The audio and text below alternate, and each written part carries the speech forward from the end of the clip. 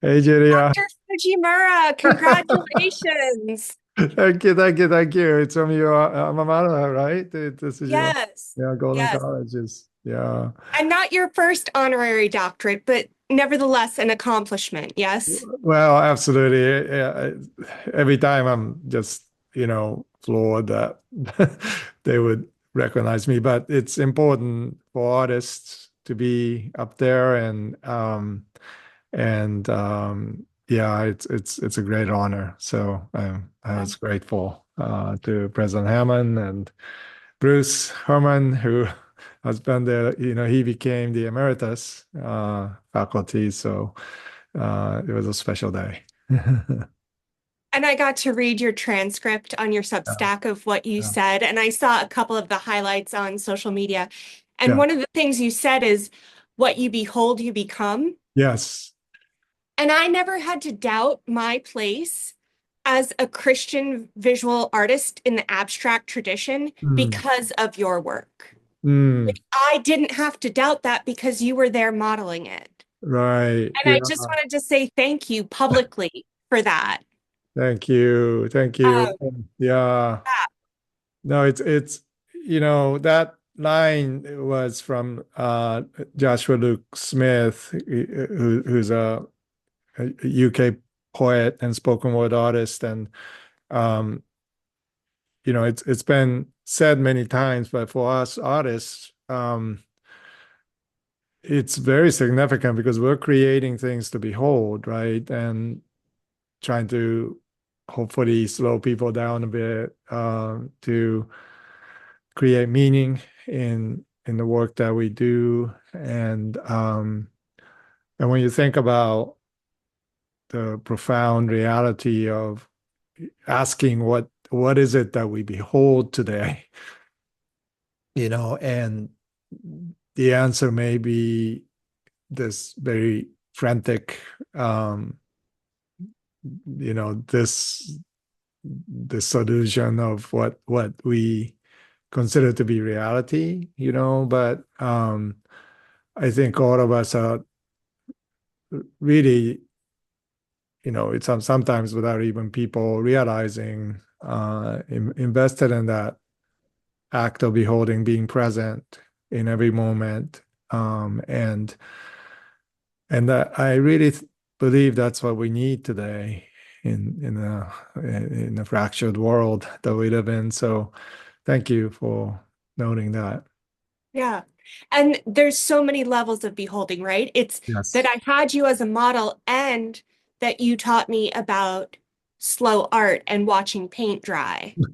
And in Yes. that process, modeled spirituality and belief Yeah. and steadfastness and faithfulness to a vision, right? Like Yeah. there's so many different levels. And that also ties in with what you shared in the culture care newsletter Yes. of culture care as a liturgy. Yes. Yes. Slow energy. Well, Julia, you were one of the few interns who would, waste time with me watching paint dry, as it were, but it's really magical to um, see the transformation of, what in the process of what we do.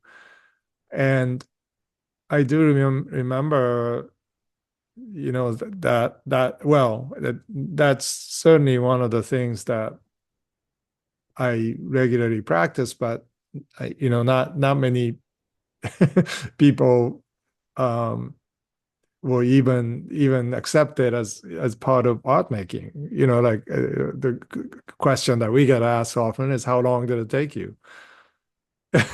My whole life. Exactly, exactly, and that's exactly right. And I think beholding that moment of creation, it's a collaboration, right, with materials and air that we're breathing, and the materials that we come to love and respect. So it's really it makes total sense to to do that, but it's the most anti-utility like if you wanted things to dry quicker, we would use other materials, I suppose. It's so countercultural in the time of billable hours, right? Yes. We're saying, no, Right. this is, we're going to live in the midst of this. In the unbillable hours. Yeah. It's just different. So, yeah.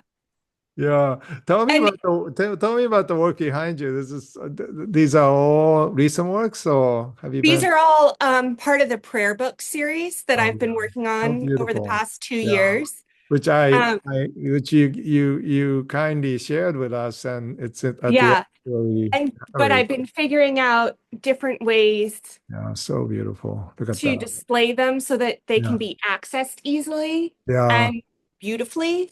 Yeah. Because it's one thing if they just get wrapped and put away, Mm, but what does it mean to, um, mm. if they were in a gallery or in a museum, Yes. Yes. how could they be displayed? How could they be interacted with? Yeah.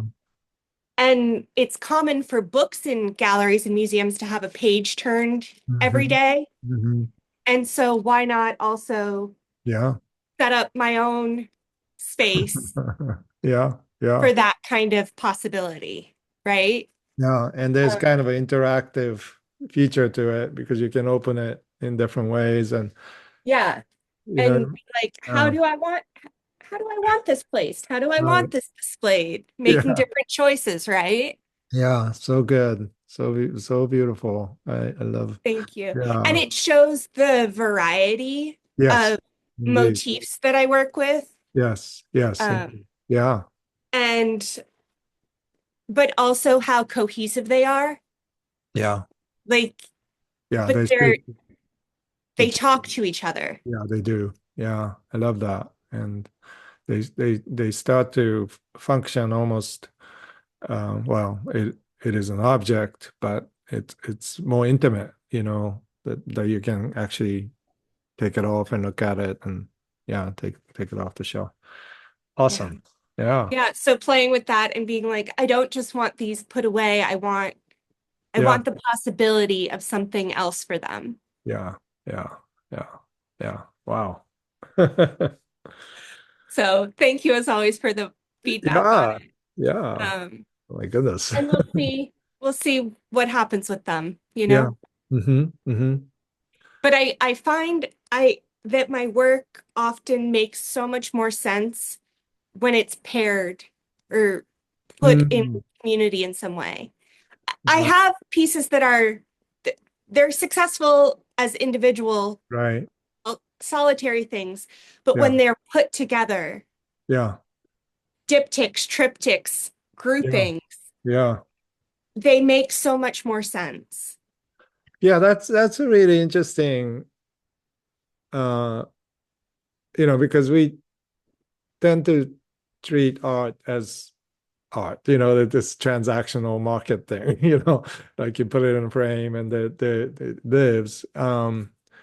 And it can be that, but when you think about the interdependent element of what we do, yeah, I mean, as you can see, each of my pieces, I'm kind of in this blue period right now. So many blue pieces, but the, they're so different, right? Yeah. Each piece has its own voice, and when they're calibrated, you can start to push into them, and um, so it is really interesting to think of your art as creating this ecosystem, and somehow, if the viewers can appreciate that, then I think it will bring more meaning to even individual works.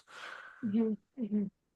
Yeah, it's the interdependence. It's modeling what we know to be true of the natural world Hmm. and what we want to see Hmm. in the human community. Right, right, yeah, and culture care is essentially honoring that very complex, diverse ways that nature works and how really cultural expression works. I mean, when you're being generative, you're birthing all these components that are categorically maybe different, but they connect with each other.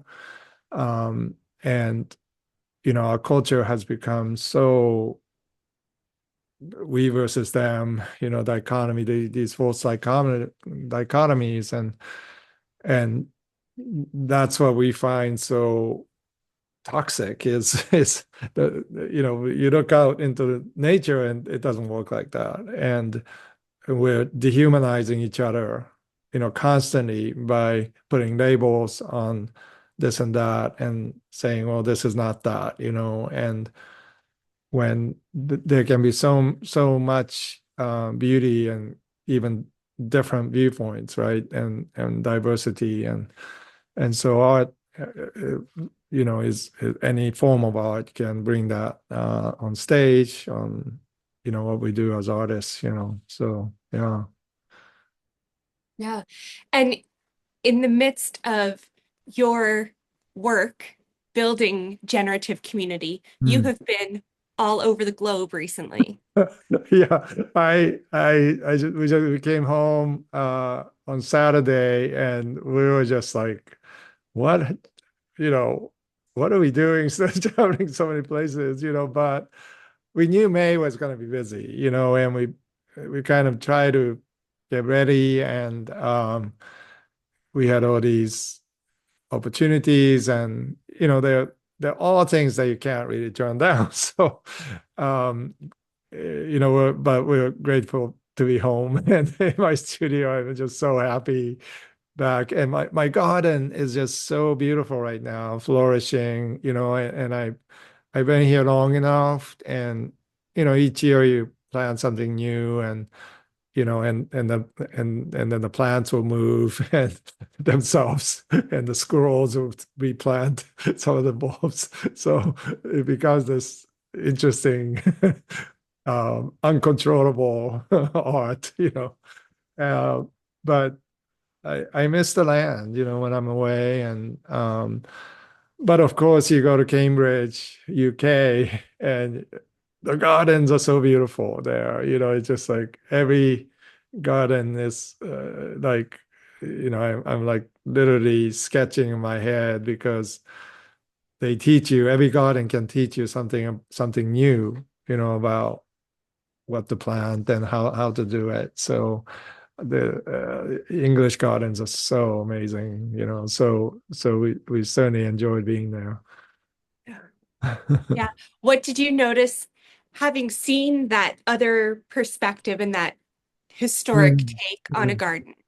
What Well, what do you want to bring back or incorporate into your own, or what yeah, do you see in your own garden that you're like, oh, this is really cool and beautiful and awesome? yeah. Well, it's constant care. Yeah. They, every rose garden has established, um, you know, irrigation system. You kind of figure, and many of them are rainwater recycled, but it's just, like the care that goes into it is at another level, and so it's obviously a priority. I mean, these people, they may be professors, or they may be business folks, or whatever, but they they take time to care for their gardens, make sure they are watered properly, and it just it seems like that commitment, becomes culture, and Mm-hmm. the culture then will feed back into whatever you're doing. You can be an auto mechanic and still be part of it, and I find that really amazing. And we were at the Cambridge Library, Wren Library, which is, one of the oldest buildings, like library buildings. And, they have everything from um, old illuminated manuscripts um, to more recent poems by Tennyson, or there's the original manuscript of Winnie the Pooh because A.M. Milne went to Cambridge. and but like you're going through them and you notice flowers and birds, illuminations of full of garden imagery, so everything is kind of intertwined, and there's just assumption that we want to preserve and create beauty, and of course Cambridge University is like ridiculous in terms of care of gardens, lawn. It's just way beyond what any of our universities have done. So you kind of you're in awe already before you going into to the library. But it was really amazing to see like how nature, cultivation of even gardens lead to creation of art, right? Creation of these books that are not just written, but they are produced, with that kind of care. Yeah. Yeah. And I think for all the non-artists listening to this artistic discourse, this Yeah, also applies for your fields. absolutely. Like Everything. it's Yeah. every field benefits from this close attention. It, absolutely. And I think that's the point is, civilizations built on these minute particulars of care, like and everybody can do that. And you can be a custodian, and the way go about your cleaning can be a liturgy of culture care. And it kind of builds on each other. You notice this in Japan, especially there's liturgy to everything, right? Even watching somebody clean the belt on the elevator, or escalator. Yeah, you just kind of marvel at the ritual, the train, conductors, or just everything is art, you know, and and so it affects everyone, and that affects those of us who are committed to creating meaning through art. We appreciate those little details. Yeah.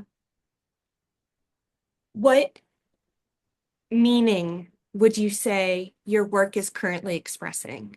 What's Um, the idea, the concept that you're like, yeah. this is what I'm tracking with right now? Mm. Maybe even that I'm paying more attention to meaning. I mean, Um, I'm finding meaning in meaning. you know, yes. and I know I always felt that way, but my next book is all about how we ought to see the world. And when I was writing that, because my editor at Yale Press asked me, well, can you write something about how you see the world? And I began to question whether if that was worth writing, like what am I gonna say? Like this is how we and and and so I wrote a paragraph of going from the house to here in the studio, which is probably 20 meters. and I was actually taken aback because I didn't realize there was so much to write about. And it's a ritual, it's a liturgy. Every day I do it, but seasons change, and every season there's something new to observe. And then you begin to anticipate what will happen, or you kind of your intuition kind of is enlarged, and you kind of know when the tree swallows are coming, you know, like the day before you just sense them, somehow. And like, how do we know these things? And I think artists have dedicated themselves to find meaning in that, to pay attention to those things, and slow down to catch them, and don't miss them. Um, so it essentially became a book of that. Um, and so because I wrote that and I was already attuned to the process of not just in here, but, walking to get here, right?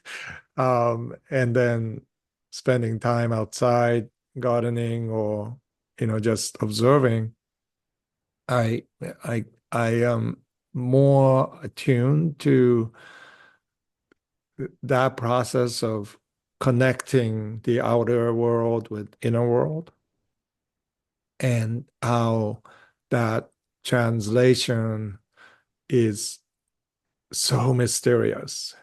There's so much that we see that we don't understand, like it's so complex and yet so beautiful. And so I'm just I came back from this trip, and so much to think about. First of all, from the trip, that was really just amazing. And but I'm looking at my garden, which has all these just layers and layers of, things growing, and then on top of that there are, butterflies and birds and little creatures that you don't even pay attention to, but they're all there. And um trying to capture that kind of sense of discovery, wonderment, has been a key theme, I think, for me. And I think that's increasingly, to me, one of the lost virtues of modern, so utilitarian society is like we don't stop to just say wow, you know, and and I think we need to, because our hearts are grown cold, and we don't we stop listening to each other.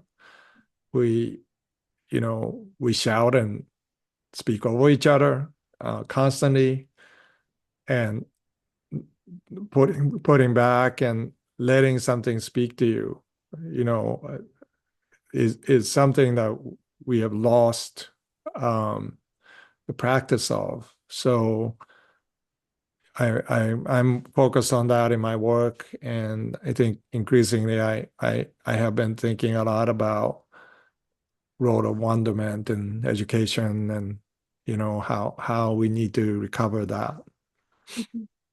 Yeah. I love what you say about it being a virtue. Um, because that it's connected to that. I never thought of it that way. And it's that bridge to connecting with somebody that sees the world differently. Yeah, right. And I was thinking of this, looking at A.M. Millen's manuscript, right? And this is, literally the first thing that he penned. Well, it was his second Winnie the Pooh book, House at Pooh's Corner. But there's a subtitle which got taken out, which is "and how Eeyore saw it," or thought of it, how Yeah. Eeyore thought of it. Yeah. And so there's dialectic, right? It's not about Pooh necessarily. Pooh is just doing his thing, and it's Eeyore's version of what he thought of what Pooh was doing, right? And so there's this element of observation and even complexity. Um, and when I went back and reread some of these passages, it kind of made more sense, like the cynical view, that comes in and says, "Oh no, what are you doing?" And that's how I think we see wonderment. Is Mhm. like, people look at us and like, what are you doing? Like, why are you writing a whole book on, what you observe in 20 meters or whatever from house to the studio? And I think it is a virtue because you unlock other virtues Mhm. by doing that. And it's certainly not utilitarian, so it may seem like it's a waste of time, which is what Winnie the Pooh is doing, right? It seems like he's not, playing any purpose for role in society. But isn't that what wonderment brings us is this, just enriched sense of the world, and that let it open up, and then care for the things that you care about, and um, so I think that that may be part of what I observed in UK is there's just these, at least, you know, if not now, there was time when everything was about paying attention to these things that creates beauty. And something that I hear really clearly in this is the idea that deliberate action or deliberate focus Yeah. facilitates wonderment. Yeah. And that's what artists are doing. Like we are, that's, you know, people may wonder what we're doing, but we are paying attention, right? And because we're paying attention, we observe things, even not consciously, sometimes unconsciously, something that unlocks um, other parts of human experience, and we have no control over what that is. But we know that happens just anecdotally. We know, like, when we are doing our work and spending time beholding and focusing and paying attention, then somebody else comes along and sees things that we don't see, and they kind of add to not only this interaction between your work and the viewer, but it unlocks something in you, you know and I think it's this virtuous cycle. You begin to cultivate something that is good in us, right? To